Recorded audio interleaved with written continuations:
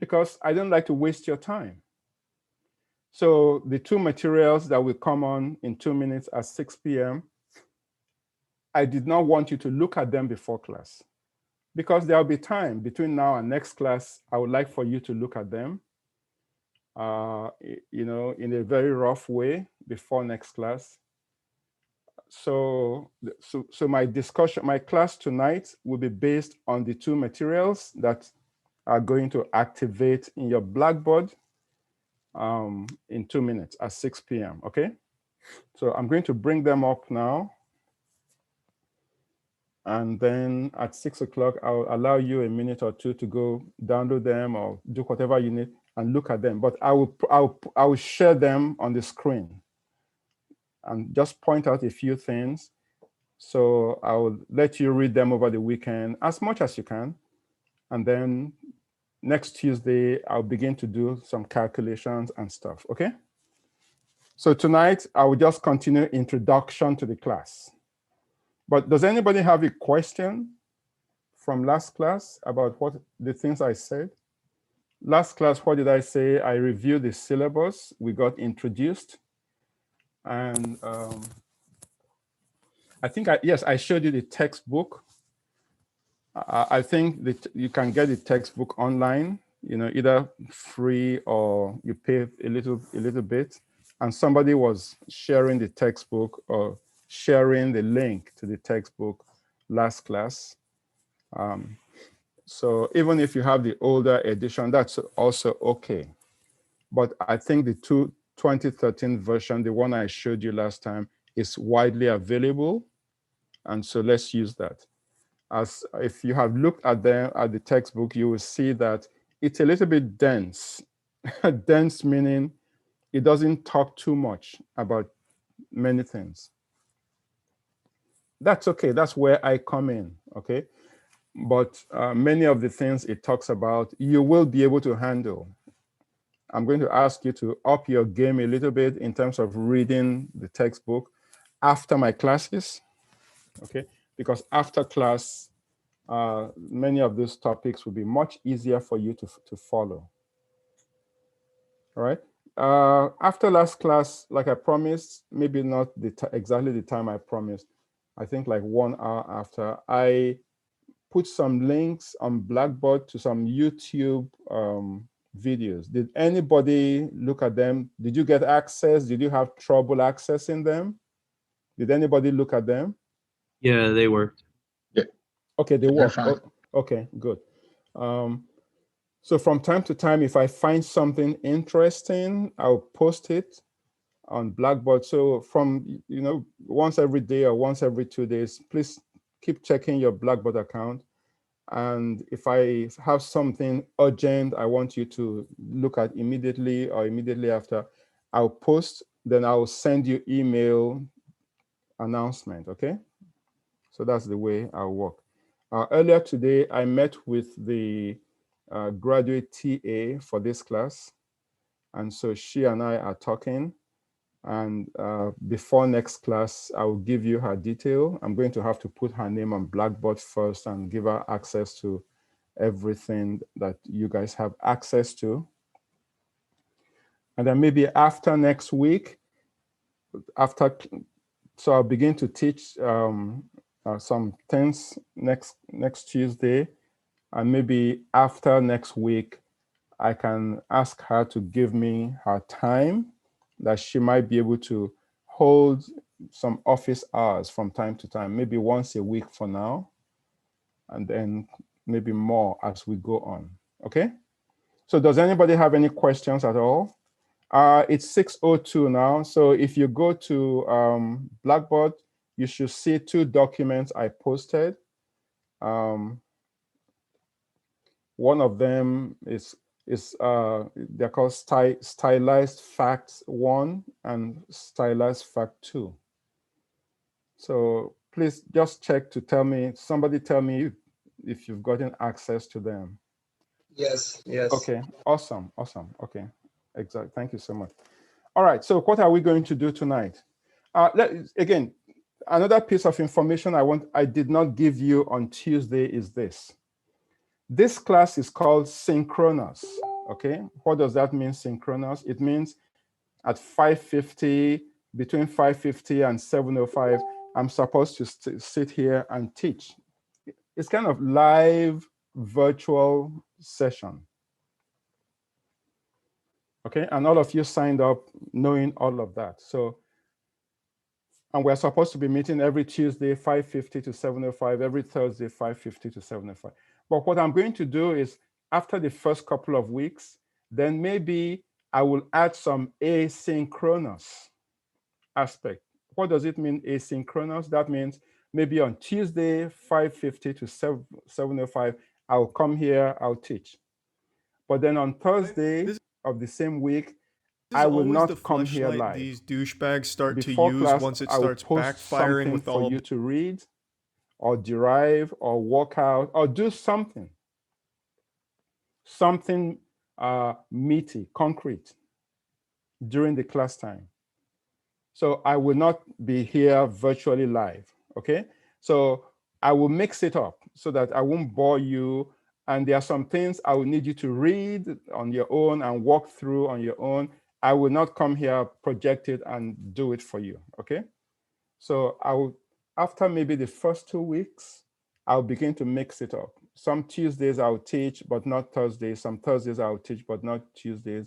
And some weeks I'll teach both days, okay? So it depends on the material, because I was looking at some materials. When we begin to talk about stationarity and stuff like that, I'll need you to read some stuff before. So on Tuesday, I will teach it in detail. And then on Thursday, I'll ask you to walk through some things. And then the following Tuesday, I'll come back and maybe review the stuff you read, you did by yourself, and then walk through some R programming stuff, okay? So we'll see how that works. So I will mix it up. And the last thing I want is for you to get bored. You will not get bored, okay? No, I'm not recording yet, okay? So any questions? Okay, so I'm going to now begin to record. And I will record from maybe now until 6:45 or 6:50, depending on how much I want to talk about this stuff. And then I'll stop recording. And then, you know, between that time and end of class, we'll just discuss. Okay? All right. So I'm going to begin to record now. If you don't want me to see your face, then take it off. If you don't want me to hear your voice, then just chat with me instead.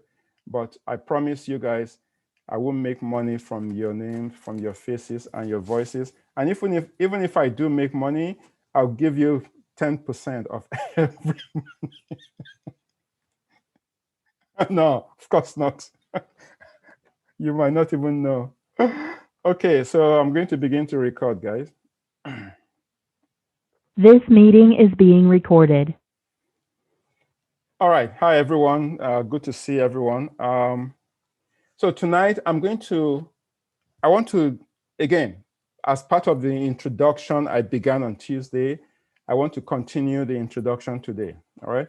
And feel free to jump in and out if you have questions. And I want to lay a, how do you say? I want to set up a scenario now, and I'm going to ask you a question, because that question will lead me into tonight's material, okay? All right, so suppose I do not belong to this world. I am not, quote unquote, a human being. But some of you, you came up to my planet. And, me and my planet folks were looking at you. Look at these people. Look, who are these? And then I summon up the courage, and I introduce myself. I'm not human. I belong to another planet. But somehow you and I can communicate. Let's say we can communicate with English. And I say, hello, who are you? You say you're from Earth. I say, you Earthling. Is that what you're called? You say, yeah. I say, okay, I'm Joseph. That's the name I gave I'm called in that planet. And I say, why do you look, oh my God, why do you look like this? You look different from me. And you say, duh, of course, I look different from you.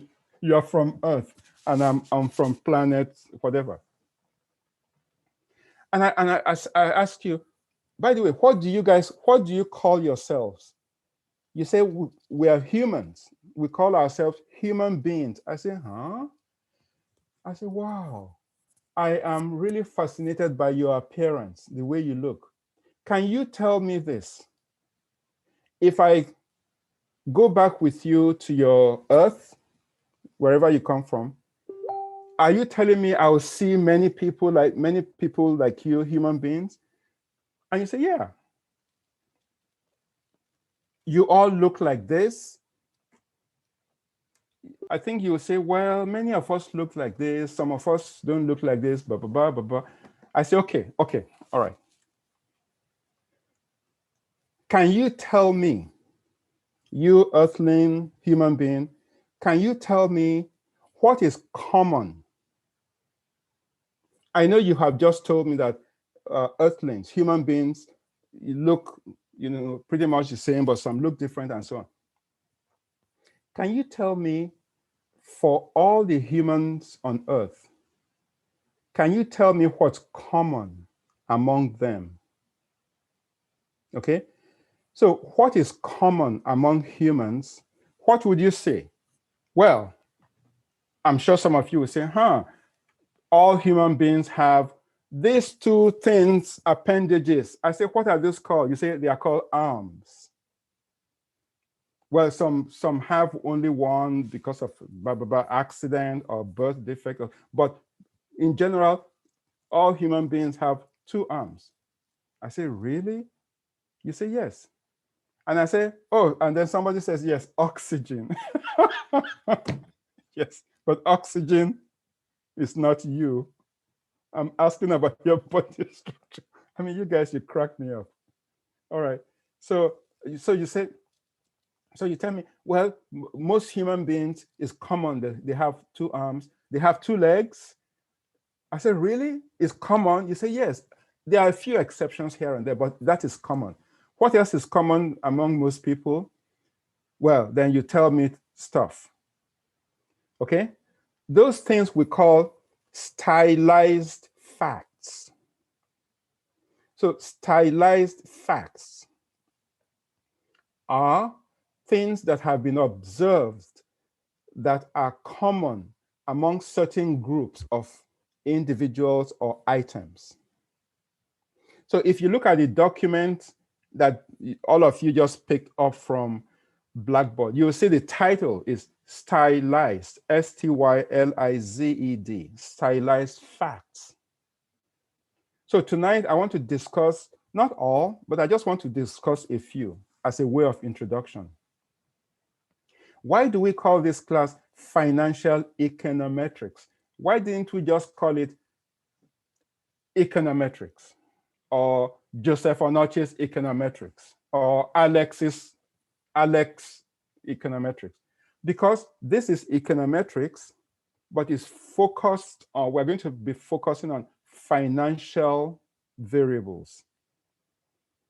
By financial variables is broad. I also include like macroeconomic variables, like interest rates. Okay? So the question is, what have we noticed over time that are common to financial variables, particularly financial time series? What have we noticed that are common? There are common features that are particularly peculiar, special with financial variables that maybe occur in other variables, but are not common the way they are for financial variables. You understand? So stylized facts are things we have observed are very common among financial variables. When I say we, who do I mean? Well, I mean, people like professors. By the way, when I say that I have 4.5 hours every day free, most times it's not really free. Most times I do little things. I take variables, I look at them on R or on Excel. I say, what is their structure? A lot of my research has focused on the structure of financial variables, different kinds. And I am the least bit the hardest working researcher, far from it. There are people in my department, other professors, that work 10 times as hard as I do, because, and each of us, we're looking at variables, we're trying to answer some questions. What are their structures? I'm looking at the price of stocks. Another person is looking at the price of bonds. Other people are looking at the price of derivatives. So we're looking at different prices and we're saying, how can we explain the features that we have observed? So over many, many years of people, hundreds of years and many, many decades of people looking at particularly financial variables, there are some things we can say with near certainty are common with financial variables, and those we call stylized facts. So I have given you two articles, two papers on Blackboard, the ones you are looking at now, so that over the weekend, just look at them. Again, please, I don't care about you guys, understanding all the equations there, if there are any equations. I really don't care about that for now. All I care about is just read the English there and try to understand as much as you can. If you understand only 10%, that's okay. Just look over the two articles over the weekend before next class, okay? And again, if you understand only 5%, 10%, it's okay, do not fret. When I begin to teach over the semester, you'll understand a lot more of the facts, the stylized facts, the features in these two articles, all right? All right, so I'm going to bring up the first one, and then I'm not going to discuss everything tonight, far from it. I'm just going to point a few things out, a few features, and I'll let you read them, and then we'll continue next class, okay? With other things that I'm hoping will help you and I understand a little bit more about these stylized facts. Somebody raised their hand. I think was it you, Danny? Yeah, I was just wondering, is stylized facts like something that's agreed upon many people, or Yes, yes. Okay. Again, us professors or the people that do research in this area, we quarrel about the terminology. Somebody was just asking me heavy tails and fat tails. We quarrel about terminology, about definitions, but we all agree about the tail, some features about the tail. We all agree some features about this. We all agree. Because why do we all agree? Or why do most of us? Because over and over, we keep looking at them and they appear the same. You understand? Okay, so let me share the first article and then we shall discuss. And let's see, where are they? Give me a second, let me bring them up. Let's go.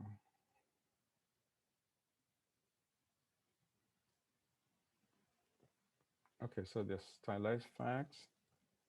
All right, so I'll stop sharing. Sorry, I have to go through some rigmarole before. All right. So can you see what I'm sharing right now? Yes. Okay. Yes. So everybody has this already on Blackboard, okay? Now, so the first thing I like to say is every time I give you one second. Every time I give you an exercise to do, the first thing I'm going to be asking you, whether I remember or not, you should do is to plot, to draw some graphs, okay? And so let me begin with this set of graphs. What are these graphs? So again, you don't have to read this article now, but these authors, what they have done is look at the bottom of this figure 1. They have looked at daily observations of closing prices of markets.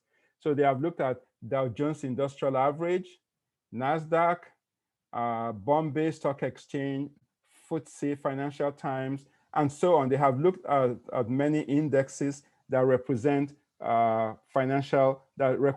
represent equity prices. So you can think of these as prices. All right. So let me see if I can make this a little bit bigger so that we can see them. Give me a second. Okay. Now, what do we observe here? Well, what do we observe here? These prices are all over the place. Look at Dow Jones Industrial Average. It begins on the left-hand side, it goes down, it goes a little up, and it goes down again, and so on. But look at Bombay Stock Exchange, BSE, immediately below it. It begins at the low-end price, and then goes up, and so it's trending up, whereas Dow Jones is trending down over this time period, okay? And then look at the next one, S&P 500 is kind of, not up, not down the way the first two are. So essentially, if you look at prices of different equity instruments, there's no relationship. There's no relationship that you can see. What does the horizontal and vertical? Okay, the vertical, I think, represents, let's see. I think the vertical represents 2 times 10 to the power of 4. Let's see. The horizontal is time, but the time, not dates. All right. Let me go to the bottom here. Good question. So these are closing prices. Because the prices can be quite small, I think they have multiplied them by a given factor and converted them to a common level. I haven't looked at this lately, all right? But the vertical is price, the horizontal is time. But the time is not dates, all right? Okay. So this is time series, essentially. So this is time series of prices. What is important here is, look, there is no common relationship among the prices. Some of them look a little bit alike. For example, if you look at the third one on the left, the S&P, and you look at the, what is this? Taiwan Exchange, I think. This one, they look a little bit flat, but then each one has its own different characteristic. The Dow Jones begins here close to 2. The Bombay begins close to 0. This one begins close to 2,000. So depending on the scale they use, the starting point is different in each case. You see that? All right. Good. Now, but let's go back and let's look at another series of graphs. Now, these are returns of the same equity indexes. These are returns. What do you notice about this set of returns compared to the prices? What do you notice? What does anybody notice? Well, the returns are more similar, is that right, than the prices? Yes or no? Does anybody notice that? Yes. Yes, they are more similar. Number one. Number two, if you guys look back at prices, you won't see negative prices. Yes? Prices typically are not negative. It happened during this pandemic with oil prices, but this is like a black swan event, once in a million years event, okay? But typically prices are not negative. Prices are 0 and positive. Returns, on the other hand, are negative. But what can anybody tell me particularly what you notice about returns that distinguish them from what you notice about prices. Just look at look at the shape. Looks like they average on zero. Exactly. Returns average zero. They are average of zero. They go up, they go down, they go up, they go down, but they are around zero. They always come back to zero. That's why each of them is just sticking out as horizontal. Again, it doesn't matter what the equity price is. It doesn't matter where they are from. Dow Jones, in the US, India, Taiwan, London, Nikkei, Japan. It doesn't matter where they are from. You see that? So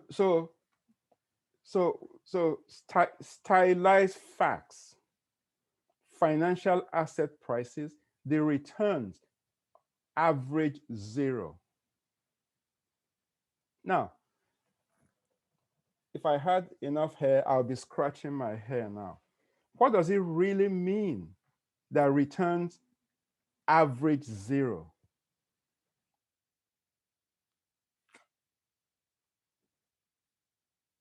Well, you're saying it's a zero-sum game.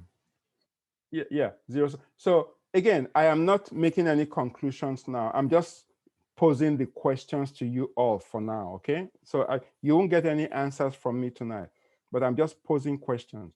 What does it tell us about winners and losers? Andrew, like you just said, zero sum, okay? That's a question. What does it tell us about market efficiency? That's a question. Don't answer tonight. I'm just throwing it out, okay? And then, but even though each one averages zero, that means the expectation, the expected value, the average is zero. Okay? Is their volatility exactly the same? Is there the squiggliness of the graphs? Is it exactly the same? No. But what do we notice? You notice that anytime there's for example, on the top one, the left hand, anytime there's big squiggles, there are big squiggles, and then anytime there are small squiggles, there are small squiggles, and then big squiggles, and then small squiggles. And then let's go to FTSE on the right-hand side. So anytime there's big movement around zero, there's big movement, it persists, and then it dies off little, and then there's big, and then it's persists, and then there's big, then it dies off, and then, so there are clusters. We call them volatility clusters. So one stylized fact is that returns average zero over time. Another stylized fact is the volatility of the returns. They happen in bunches. So at one time, large volatilities, large increases in returns will be followed by large increases in returns. For example, here for FTSE. When it's large today, tomorrow is large, 2 days from now is large, the next period is large, and then when it begins to fall, when it's low, it's low, it's low, and then large, and then low, large, low. You see that? So we call them volatility clusters. This is really of interest to us, because this is what, remember on Tuesday, I talked about the arch effect. This is what we call the auto-regressive conditional heteroscedasticity effect. So whenever people say arch effect or gauge or e-gauge, whatever, this is the tendency of volatility to appear as they move, they bunch together. Large movements are bunched together, small movements are bunched together, and so on. Why does that happen? That's, again, I'm not answering any questions today. I'm just throwing out questions. So during this semester, we will have the opportunity to study the autoregressive conditional heteroscedasticity effect. Why does it happen? How can we explain it? Is our explanation right? Why is volatility of FTSE very high around this time, but low around this time, and then picks up around this time, and then falls around this time? Why? So those are stylized facts, okay? All right. So in this graph, in this handout, I wanted to show you visually what they show, okay, what they mean. And then there's another one we call gain loss asymmetry. There's another stylized facts we call gain loss sorry, let me go back to the left hand side here. Okay, I'm looking at figure 3, the histogram. So look at that. As you will see, something that would be of great interest to you and I in econometrics, in financial econometrics, is what is the nature of their distribution? For example, returns to IBM, return to Dow Jones Industrial Average, are they normal? Are the returns normally distributed? And if they are not normally distributed, what is their distribution looking like? That is of great importance. So you and I, we shall be tracking that. And as you will see when you read these two articles, you will see that in general, Financial Times series, their distributions in general are not normal. Some of them are normal or approach normal, but in general, they are not normal. And if they are not normal, what are they? You will see that we shall introduce the concept of skewness. What do we mean when we say a distribution is normal? Okay, what exactly do we mean?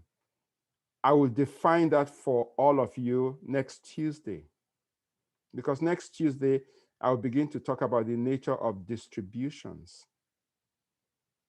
And then we shall actually, how do you say? We shall actually specify exactly what do we mean when we say distributions are normal or that they are not normal. Okay? And we shall use numbers and graphs and everything to define what we mean. And then we shall say if they are normal, what is the implication of that for finance and for financial series? If they are not normal, how do we know that they are not normal? And what are the implications of non-normality? All right.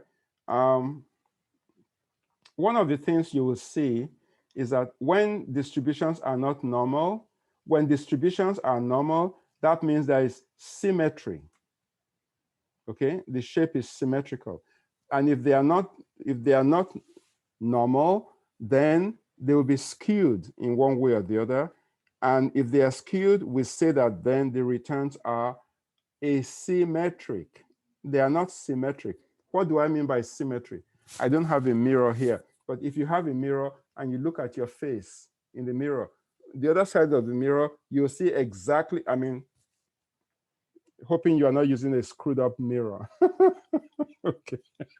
You're using a normal mirror, because these days I look at my face in the mirror and I say, who the heck is that? That's not Joseph Onochi, because my cheeks are all puffed out and I look sleepy and angry and tired, even though I'm smiling.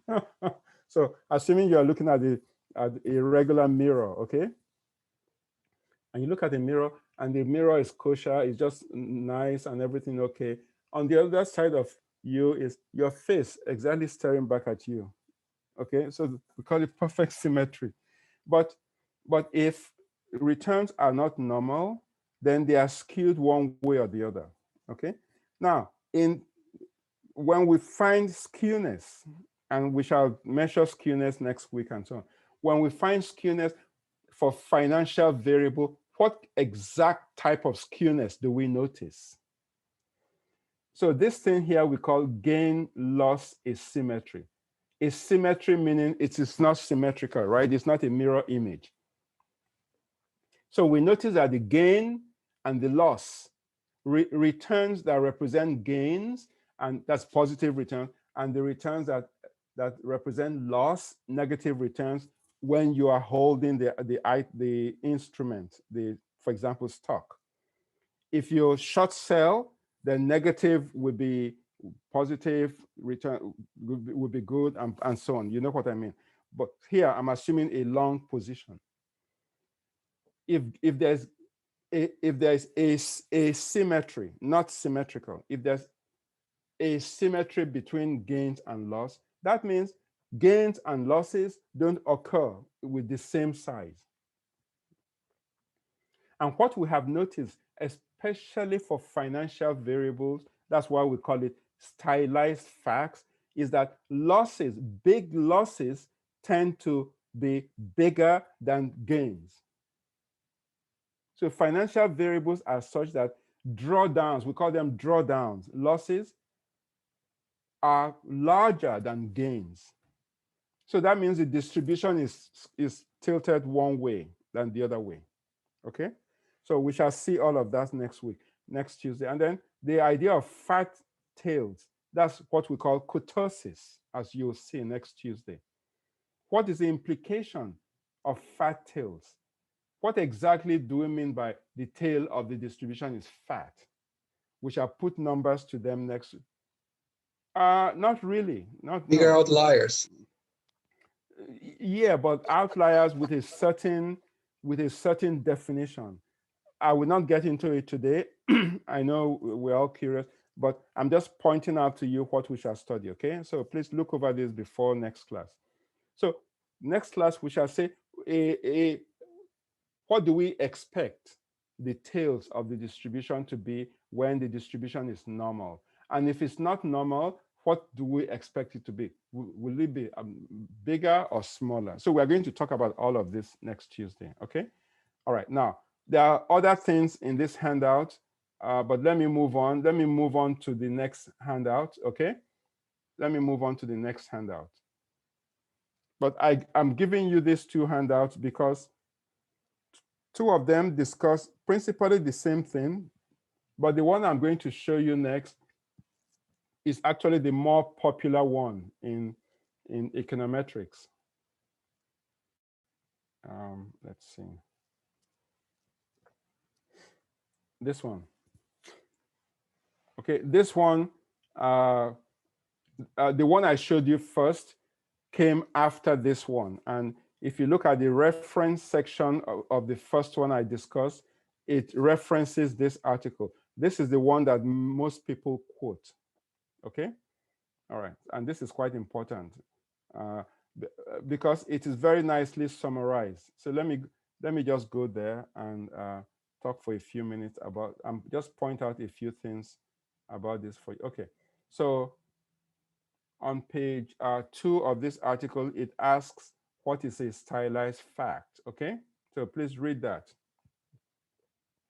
But a stylized fact is what all of us have noticed empirically that is common among financial variables. And then it summarizes in section 2. Danny, can you see this? You can see this, right? Yep. Okay, so in section 2, it summarizes 11 stylized facts. It summarizes them, okay, and then begins to discuss some of them, but it doesn't discuss all of them. But throughout this semester, I will be pointing out to many of these stylized facts. Sorry, where did I go now? The first one is, so let me just read through them. The first one is, God, this drives me crazy. What am I doing here? The first one is absence of autocorrelation. Okay, absence of autocorrelation. From your Echo 4000, I don't know if you guys remember the definition of correlation, but what is the correlation between S&P 500 and IBM returns? Well, you can do the calculation, but it's correlation between two different things, right? Correlation between how much we spend on sales, on how much we spend on advertising, marketing advertising, and how much sales we make. There are two different variables. We can find the correlation. But what do we mean when we say autocorrelation? What do I mean, autocorrelation? Well, it is the correlation within. So I am not looking at two variables. I'm looking at only returns for IBM over the past 10 years, day by day. Only, I'm not looking at anything. I'm not looking at S&P 500.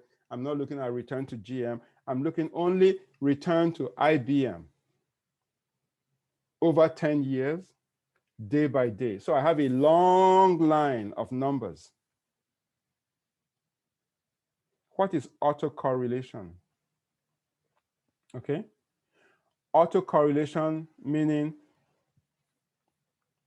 how does the number for December 31, 2020, how does it relate to December 30? How does it relate to December 29? How does it relate to December 28? How do each numbers relate to themselves? Okay, if December 29, let's say December 29 was a Monday, and December 30 is a Tuesday. If the return on December 29 is large, does the return on the next day, is it large? The following day, is it large? Okay, or do I have one large today, one small, one large, one small? And can I find a relationship between the two? So autocorrelation is if I go down the line, and as you will see in time series, we call them lags. So 1 day lag from today is yesterday. Today is Thursday. 2 days lag is Tuesday of this week. So we are going to be dealing in lags, daily lags, monthly lags, and so on and so forth, okay? So if there's correlation in the numbers for IBM, day by day or month by month, if they are correlated, we say there's autocorrelation. If they are not correlated, we say the autocorrelation is 0. Okay, so we have noticed generally absence of autocorrelations. But again, we shall define that in chapter 2. Okay, so your chapter 2, we are going to be looking at the autocorrelation, then we're going to be looking at autocorrelation functions, autocovariances, stationarity, and so on. We're going to be looking at all those concepts in section 2. Those are called time series concepts. But the second one here, heavy tails, is a distribution characteristic. So as you will see, next Tuesday, I'll be talking about distribution of returns and prices. We're going to be focusing on distribution of returns. But then that's chapter 1. Chapter 2, we're then going to continue talking about time series properties of returns. Not distribution, but time series properties. Sometimes they are related, but many times they are. So we shall be talking about are the distributions stationary over time?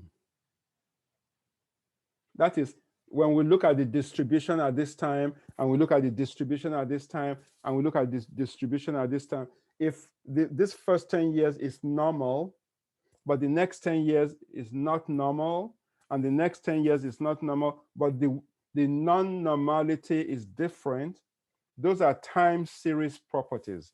Those are properties over time. You understand that? So we shall be looking at distributions, maybe at a point in time. And then we shall be looking at the characteristics of the distributions over time. Those are called time series properties. So heavy tail, number 2. We notice that financial variables have heavy tails. And that relates to kurtosis in general. And here they talk about power law, Pareto distributions, and so on. Don't worry about those for now. We shall talk about them as we go on in the semester. And then the third one is, so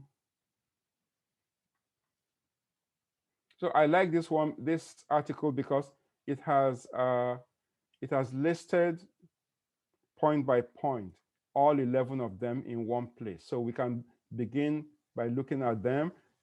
Okay, you see gain-loss asymmetry.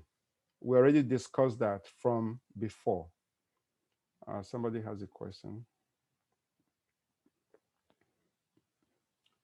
You guys are just going wild in your discussions. Zipf law, because of herd effect, and so on. I'm not going to get into all that, all your chat for now, okay? Number 4 is what we call aggregational Gaussianity. What does that mean? It means that, all right, sometimes in this class, I will ask you, go and get returns for a particular stock, day-by-day returns. And then in the same time, I will say, get day-by-day returns over 10 years, but also get month-by-month returns, also get week-by-week returns. Now, if you draw the graph of daily returns for Facebook for the past 10 years, and weekly returns for Facebook, and monthly return for the same Facebook, and then quarterly returns for Facebook, and then semi-annual returns for Facebook, and then annual return for Facebook. The same Facebook, but different frequencies of time, daily, weekly, monthly, annually. Will they be exactly the same? Will they have the same property? And the answer is no. That's what we call aggregational Gaussianity. We notice that as the time scale goes up and up and up and up, becomes larger and larger, the distribution looks a lot more like normal. As you go from daily to weekly to monthly to annual and so on and so forth. So Gaussianity is Gauss, it's normality. Aggregational, when you add time, okay? And so on. So that's what we have noticed about financial variables. And then let me move on. Number 6 is what I mentioned earlier, volatility clustering. Volatility clustering is what I talked about, you know, you remember the picture I showed you about the returns, that even though the returns are averaging 0, but you'll see that there are bunches of volatility. All right, so that is quite that is how do I say it? That's quite peculiar standard for financial variables. And then conditional heavy tails.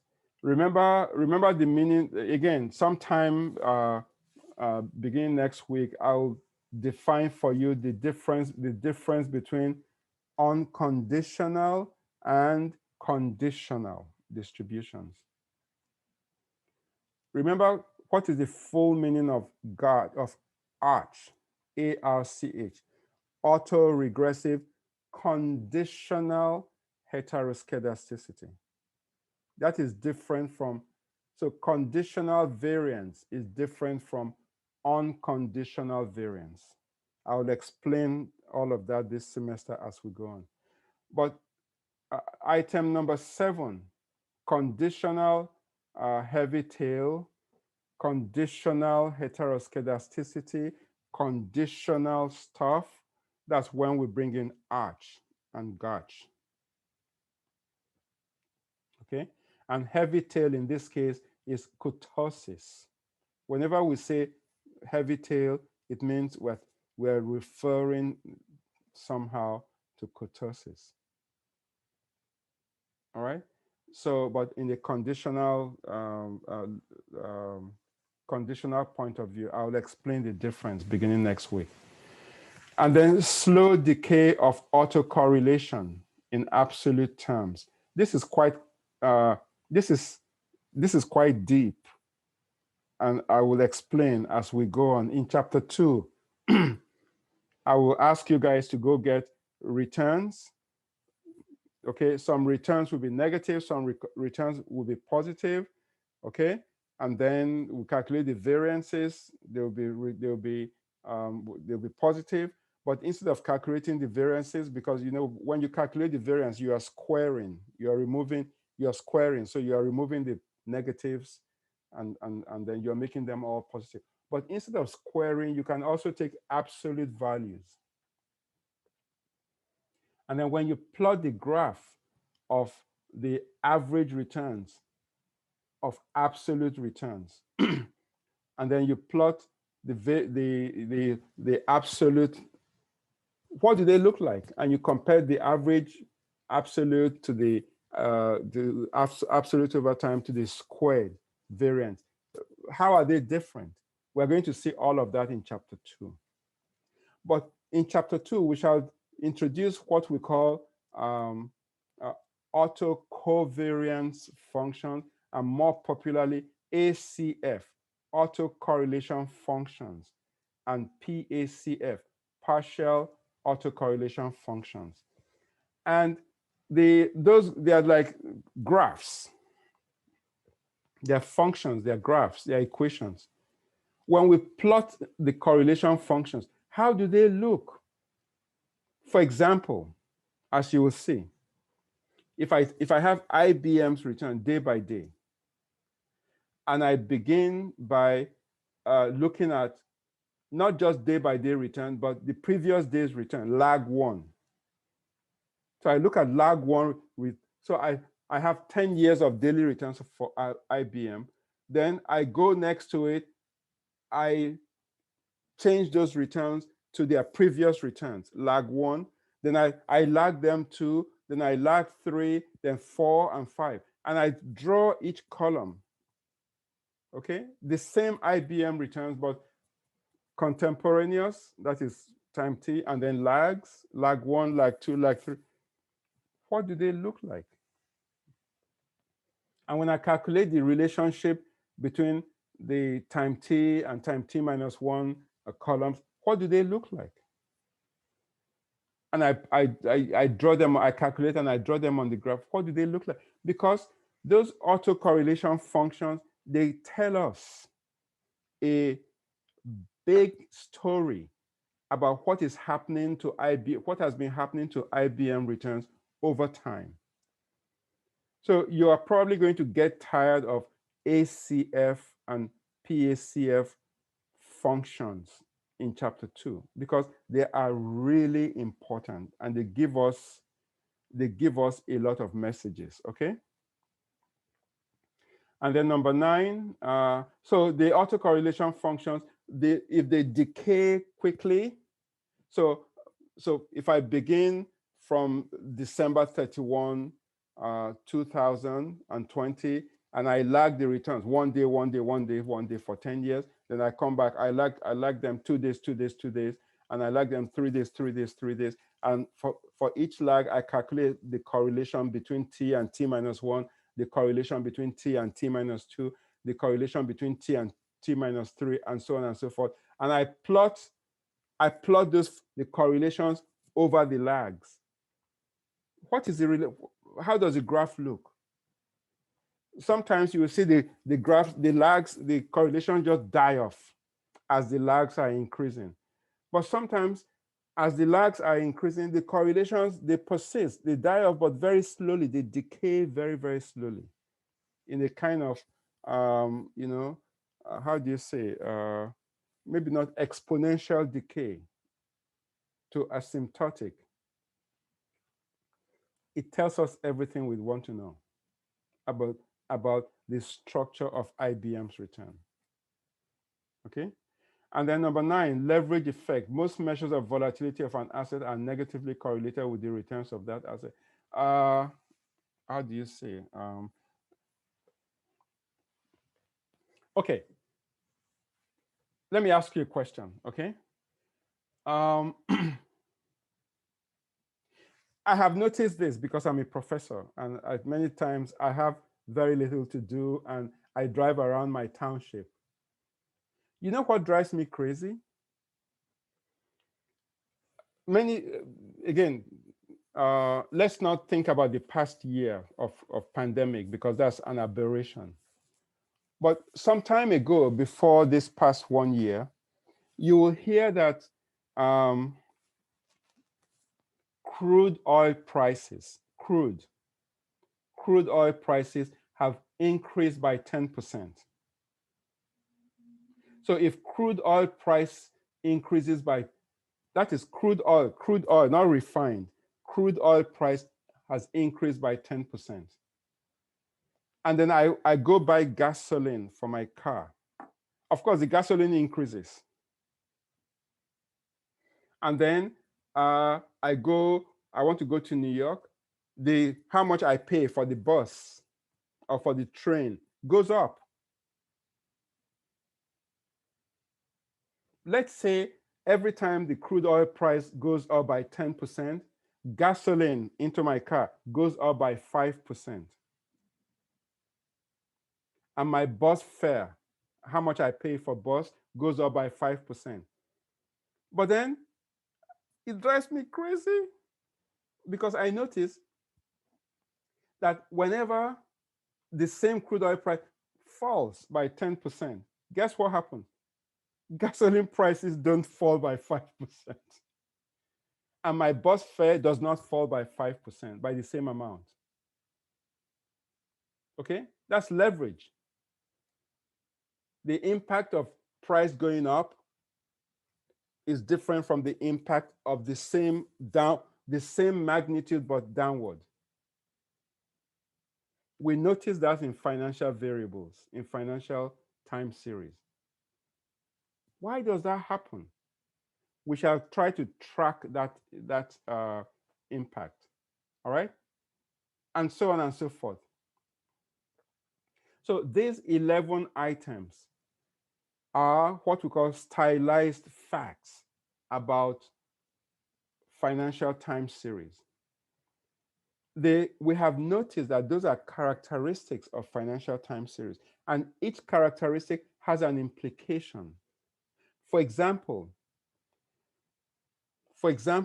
if I'm a portfolio manager, what does it mean that the stocks in my portfolio, the bonds, the options I use to hedge the portfolio, what does it mean that they have fat tails?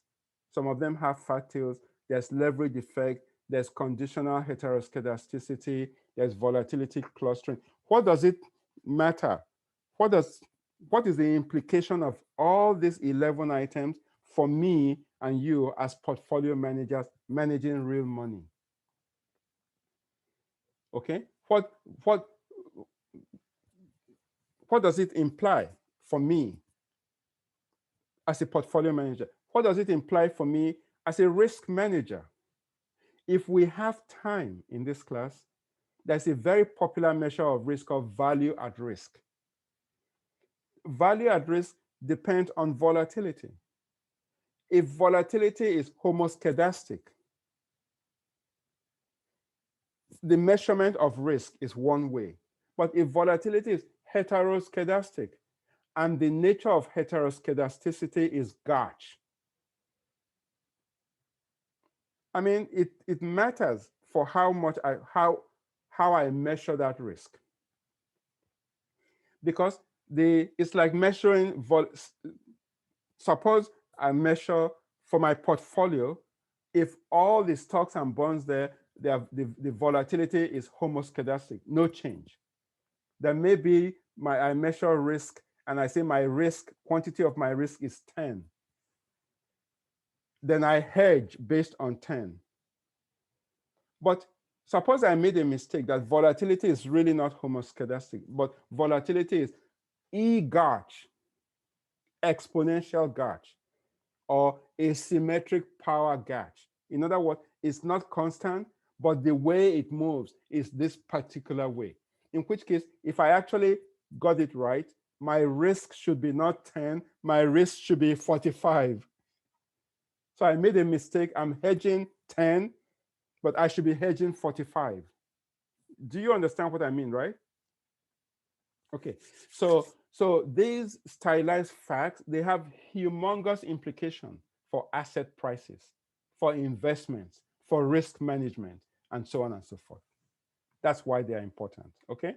And the idea of stationarity and non-stationarity, random walk, co-integration, all of that, all of these measures. In fact, I'm writing a paper now about the impact of non-stationarity on investment management. I'm writing a paper right now, okay?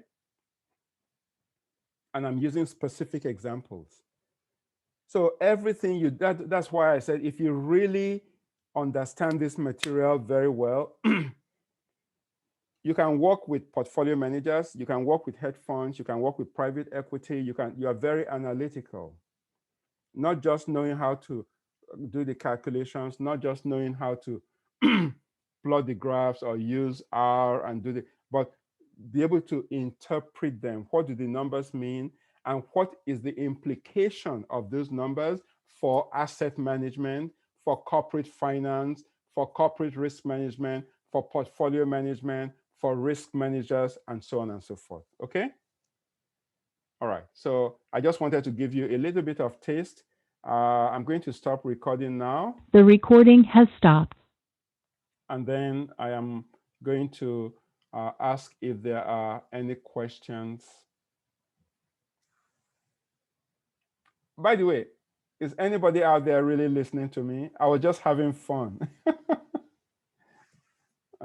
Yes, so somebody Yes, I'm listening. Okay, awesome. Because all of you kind of kept quiet, and sometimes when I'm talking, I feel as if I'm on an island talking to myself. Oh, is everybody around? But I know you all are around because Ian, I know you're around, and you always listen to me. And I know Andrew was listening carefully. Alec was listening. Sean was listening. Nadia was listening. Joe was listening, and so on and so forth. Sophia was listening. So somebody asked me. The recording sometime tomorrow, I will, usually what I do, I don't record on cloud. I'm recording on my computer here. So I'll look at it and then I will put it onto cloud or somewhere in the hyperspace. And then I'll post the link. You see how I put the link on for YouTube for you guys? I'll put the link for the recording of the class and you can watch it at your convenience, okay? All right, any questions? Yes. So do you have questions on stylized facts? Throughout this semester, from time to time, I'll give you projects or not, exercises, practical exercises. You guys go get data and let us see if one or two of these stylized facts hold for maybe futures prices, or maybe crude oil prices, or maybe interest rates of a specific kind, okay? Professor? Yes, sir. So one of my classmates raised a very good point. William said that it seems antithetical that we're searching for patterns in stock prices considering such theories such as random walk. So in finance, we did the random walk theory that like stock prices will not repeat themselves or patterns will not repeat. So what's your point on that? Yes, I'm just reading it. It seems antithetical. But those are big words, that we are searching for patterns in stock prices, considering such theories such as random walk. Yes, okay, exactly. So when we discuss stationarity in chapter 2, if prices are stationary, there's an implication for that I'll discuss. If prices are not stationary, there's an implication of that. One particular type of non-stationarity is random walk. Okay, so if prices are not stationary, they can follow different patterns. But one specific popular pattern they follow is random walk pattern. It's random walk. So we're going to discuss what does it mean when prices are not stationary, therefore they are stationary. How do we know? How do we test whether prices or returns? How do we test whether returns are stationary or non-stationary? We have some very specific tests that we do. And if we do the statistical test, econometric test, and we say we reject the hypothesis that of stationarity, therefore they are not stationary. Well, if returns are not stationary, there are many types of non-stationarity. Are you with me? One specific type of non-stationarity is what we call random walk. And then what does it mean? And I have a lot of my research has been for what we call long memory models. Long memory is it's another type. So I mean, it's just there are so many of them. But random walk is a very popular type. And for financial variables, it has a particularly important implication. That's random walk. And those of you who have taken investments, 3710 and 4710, especially when you discuss market efficiency, you will see that we begin discussion of market efficiency by talking about random walks. We also talk about martingales. We talk about semi-martingales and so on and so forth. Those are different structures of non-stationarity, okay?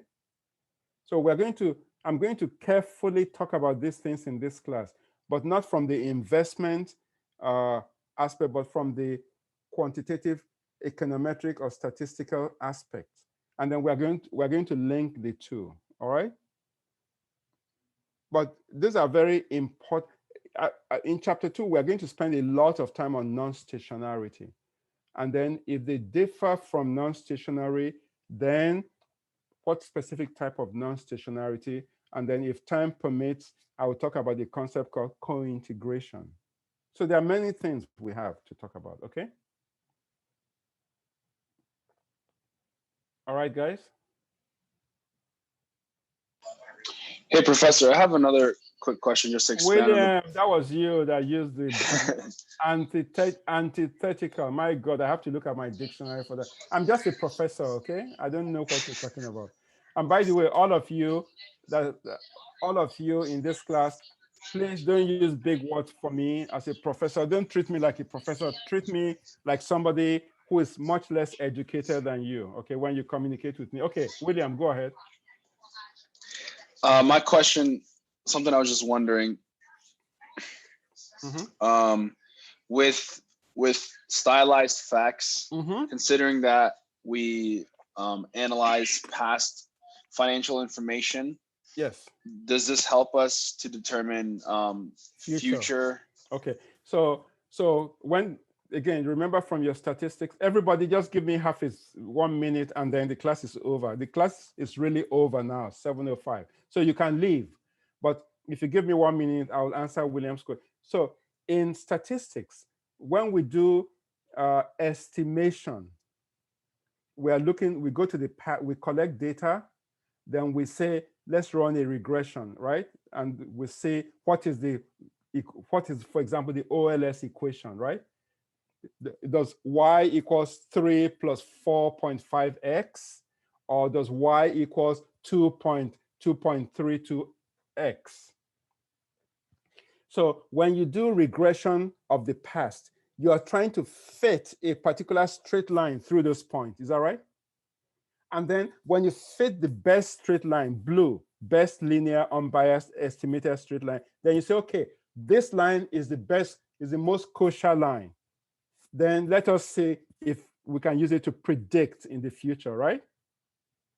Okay, so what we are going to be spending our time, most of our time this semester, is estimation. We're going to be looking at the historical.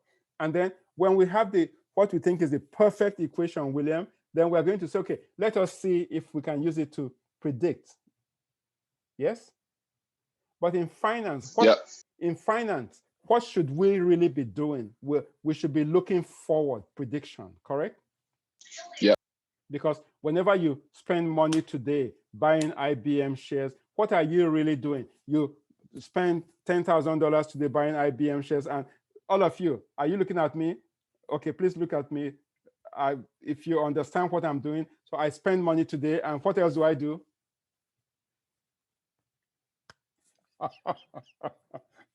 Oh, okay. Or I'm a corporate finance manager. I spend $1 million buying machine today, and then what do I do? Because I'm a Christian, if I use that machine to produce stuff, will people buy? Okay. And those of you in this class that took my class last semester, 4710, I think you heard me talking about, by the way, all of you, suppose you are Boeing. Yeah, you're the CFO of Boeing, and you did all the rigmarole, capital budgeting, NPV, IRR, and so on. And then you say, okay, let's build 737 MAX. Remember that aircraft, 737 MAX? And then you spend all the billions of dollars doing that 737. And then it has a couple of very unfortunate accidents. What happened? Does anybody remember what happened to Boeing 737 MAX?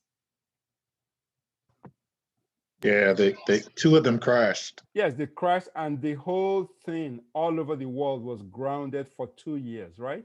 Yeah. Now, everyone think about this. Think about how much Boeing lost because of that.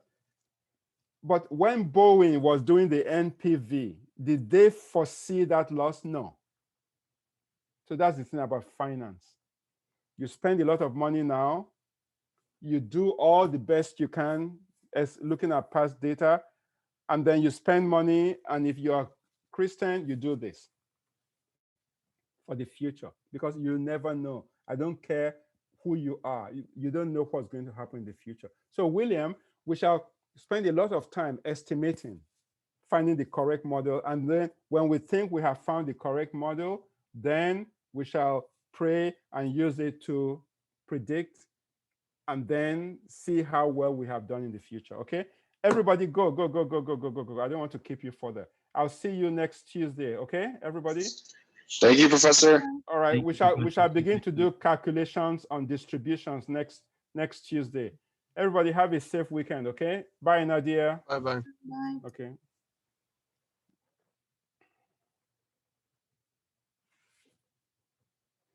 Anybody that wants to talk to me, kind of give me like 3 minutes. I want to go get a glass of water, okay? I'll be right back in 2 minutes. 3 minutes, I'll be right back.